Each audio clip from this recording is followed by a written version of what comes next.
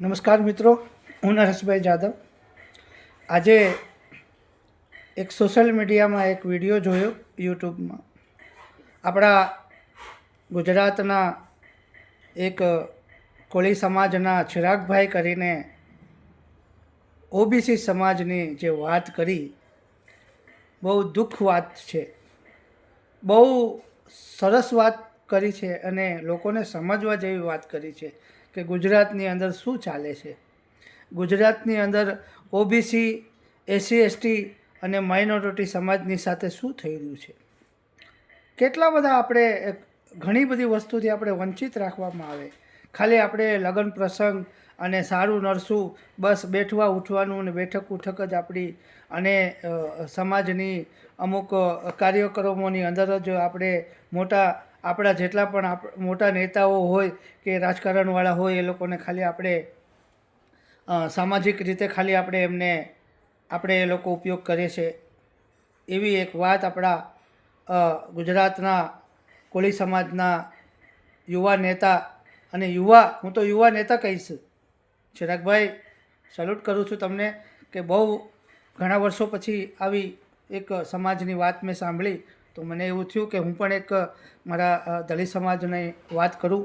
અને દલિત સમાજની વાત કરીએ, આપણે ઓબીસીની વાત કરીએ, સમાજ બધા સરખા જ હોય છે. જે લોકો રાજકારણ કરવા માંગતા હોય અને રાજકારણની અંદર જે લોકો સમાજનો લાભ લેતા હોય છે, તમે એ વાત કરી. હું એમને તમારી વાત ઉપર મારે પણ મને એવું થયું કે ના, હું પણ એક વિડીયો બનાવું અને સમાજને, ઓબીસી સમાજ હોય, એસસી એસટી સમાજ હોય, અને જે પોતાના સમાજના નેતાઓ, સમજી લો કે ગુજરાતના, મારો ગીર સોમનાથ જિલ્લો, ઉના તાલુકો અને ગામ કોબ, તમે વિચાર કરજો કે જે રીતે આપણે રાજકારણને જોઈએ તો મોટામાં મોટું વોટ બેંક એટલે કે કોળી સમાજ, ઓબીસી સમાજમાં આવે. આપણા ગીર સોમનાથ જિલ્લાની અંદર કોળી સમાજનું મોટામાં મોટું મતદાન, તો આપણે રાજેશભાઈ ચુડાસમાની વાત કરીએ, 3 વાર પોતે સાંસદ બની ગયા. કેસી રાઠોડ 2 વાર ધારાસભ્ય, ઓછામાં ઓછા 4 વાર પુંજાભાઈ વંશ ઉના તાલુકામાં ધારાસભ્ય, 4 થી 5 વાર ધારાસભ્ય. એ પછી તમે ભાવનગરની વાત કરો. તો કોળી સમાજની હું ખાલી વાત કરીશ, કારણ કે દલિત સમાજ અને કોળી સમાજ અમારા દરિયા કિનારાની અંદર, જે અમારો ગીર સોમનાથ જિલ્લો એટલે કે અમારો ઉના તાલુકા, અને જે દરિયાપટ્ટીના અમે જે ગામડાના લોકો છે, એની વાત કરીશ કે કોળી સમાજના ગામડાઓની અંદર અમે લોકો બધા સાથે મળીને રહીએ છીએ. કોળી સમાજની, મારા ગામની અંદર પણ ઓછામાં ઓછું કોળી સમાજના મત ઓછામાં ઓછા 3000થી વધારે છે. અમારા સમાજના 1800 છે, માઇનોરિટી સમાજના પણ 1200 મત છે. તો આ જે વાત હું કરી રહ્યો છું એ સમજવા જેવી છે. અને ચિરાગભાઈએ પણ એ વાત કરી છે કે જે રીતે તમને રાજકારણના લોકો સમાજની રીતે તમને કઈ રીતે ઉપયોગ કરે છે, એ પણ તમને કઈ રીતે તમારા વિકાસથી વંચિત રાખે છે, તમારા બાળકોને નોકરી ધંધાથી દૂર રાખે છે, એમને નોકરી મળતી નથી, એ ભણી ગણીને હોશિયાર થાય. આવા તો કોળી સમાજના હોય, દલિત સમાજના હોય, ઘણા બધા સમાજના લોકો, ઓબીસી સમાજ, એસસી એસટી, બધા લોકો ક્યાંક ને ક્યાંક ગુજરાતની અંદર, ઘણા લોકો ઘણા સમાજની અંદર કેટલા ખર્ચા કરીને ભણી ગણીને બાળક કોઈ દીવમાં નોકરી કરતા હોય, કોઈ હોટલોમાં નોકરીઓ કરતા હોય, ભણેલા ગણેલા યુવાઓ, છોકરાઓને નોકરી મળતી નથી. અને છોકરીઓ પણ ઘણી બધી ભણી હોસ્ટેલોમાં અને એવી રીતના ભણીને હોશિયાર થાય, પછી નોકરી મળતી નથી, પછી એમને પણ દાડીએ જવું પડે છે. આ જે રિયાલિટી છે આજની, એ ચિરાગભાઈની વાત ઉપર મારે વાત કરવી પડે કે ગુજરાતની અંદર, ખાસ કરીને ગીર સોમનાથ જિલ્લાની અંદર, જે કોળી સમાજના લોકો છે એ ખૂબ જ મહેનતુ હોય છે. ઘણા મહેનતુ, ખૂબ જ મહેનત કરે, ખૂબ કામ કરે. એમનાથી કોઈ કામ અજાણું ન હોય. વધારે પડતું એ દરિયાની અંદર કામ કરે, એટલું ખતરાવાળું કામ કરે. મહેનત કરવામાં ક્યાંય પણ પાછો પગ ન કરે. એમના ગમે તેમ કરીને કોઈ પણ મહેનત કામ ધંધો કરીને કાળી મહેનત મજૂરી કરીને પોતાના બાળકોને ભણાવે અને પછી એમના બાળકોને નોકરીથી વંચિત રહેવાનું થાય. અને ગામડાઓની અંદર તમે વિચાર કરજો કે જે ધારાસભ્યો કોળી સમાજના હોય, જેના સાંસદ કોળી સમાજના હોય, જેના મંત્રીઓ કોળી સમાજના હોય, જેના 5 વખત છૂટાયેલા ધારાસભ્યો કોળી સમાજના હોય, છતાં પણ કોળી સમાજના ગામડાઓની અંદર પીવાના પાણી સારા ન હોય, પીવાના પાણીના ઠેકાણા ન હોય, રોડ રસ્તાના ઠેકાણા ન હોય, ગટરની સુવિધાનું ઠેકાણા ન હોય, રેશન દેવાના ઠેકાણા ન હોય, કોઈ વસ્તુના ઠેકાણા ન હોય. હું તો 35 વર્ષથી હું જોઉં છું. અત્યારે મારી જ ઉંમર 55 વર્ષની થઈ ગઈ છે.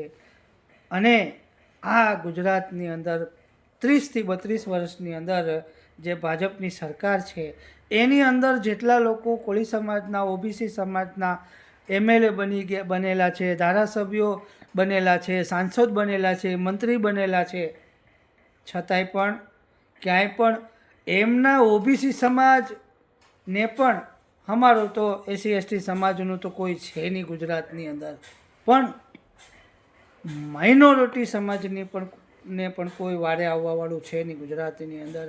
પણ ઓબીસી સમાજના તો કોળી સમાજના, ખાસ કરીને કોળી સમાજની વાત કરીશું કે કોળી સમાજના તો ખૂબ આગેવાનો છે, ઘણા આગેવાનો છે.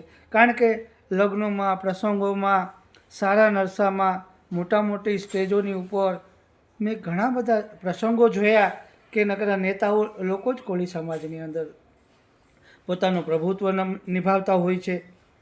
પણ મારો કહેવાનો એ છે કે ગામડાઓની અંદર એમના જે સમાજના નેતા લોકો બની જાય છે એ લોકો પણ એમના ગામડાની અંદર, એમના સમાજના ગામડાની અંદર પણ ક્યાંય પણ વિકાસની વાત કરતા નથી. ભણવાથી વંચિત, સ્કૂલના ઠેકાણા નથી. ગામડાઓની અંદર બધાય લોકોએ જોયું છે, આ કોઈ નવી વાત નથી. પણ કહેવાનો મતલબ અર્થ એ છે કે હવે તો આપણે જરાક સમજવું પડશે કે ખાલી આપણે ઓબીસી ને SC ST ને માઇનોરિટી ને બસ આવી રીતના જ આપણે મતદાન કરતું રહેવાનું છે. આપણું કાંઈ નહીં, આપણા બાળકોનું કાંઈ નહીં, આપણા બાળકોને આપણે ભણાવી ગણાવીને એને નોકરીનું કાંઈ નહીં, ખાલી એને પણ આ રીતે જ ગધા મજૂરી કરવાની. તો મિત્રો, આ એક સમજવા જેવી વાત હતી. મેં ચિરાગભાઈ પાસેથી આ વાતની મેં સાંભળી અને મને એવું થયું કે હું પણ એક 5 વાત કરી અને લોકો સુધી મારો આ વિડીયો પહોંચાડું કે ગુજરાતની અંદર SC ST, માઇનોરિટી અને ઓબીસી લોકોને મારું કહેવાનું છે કે ક્યાંક ને ક્યાંક તમે તમારા નેતાઓને તમે થોડાક જો તમે સંભાળો ને અને નેતા તમને સંભાળે ને તો સમાજ કે રાજ્ય ક્યારેય પણ દરિયા ખેડવા ન પડે, મચ્છી બંદરોની અંદર એટલું બધું હાર્ડ વર્ક ન કરવું પડે, દરિયાની અંદર આપણે પાકિસ્તાનોની જેલોમાં ન જવું પડે. જો ઉદ્યોગ આપણા રાજ્યની અંદર ને આપણા રાજ્યની અંદર ને આપણી ડિસ્ટ્રિક્ટોની અંદર ને આપણા તાલુકા જિલ્લા પંચાયતોની અંદર ને જો નાના મોટા ઉદ્યોગો ચાલતા હોય ને આપણા નેતાઓ ઉદ્યોગ જો આપણે છૂટાઈને મતદાન કરીને વારંવાર મતદાન કરીને આપણે જે આપણા સમાજના એ ઓબીસીના હોય કે પછી SC STના હોય કે માઇનોરિટીના હોય એને આપણે વિધાનસભા સુધી અને દિલ્હીની સંસદ ભવન સુધી આપણે પહોંચાડીએ છીએ, તો પછી આપણા બાળકોનું કાંઈ નહીં.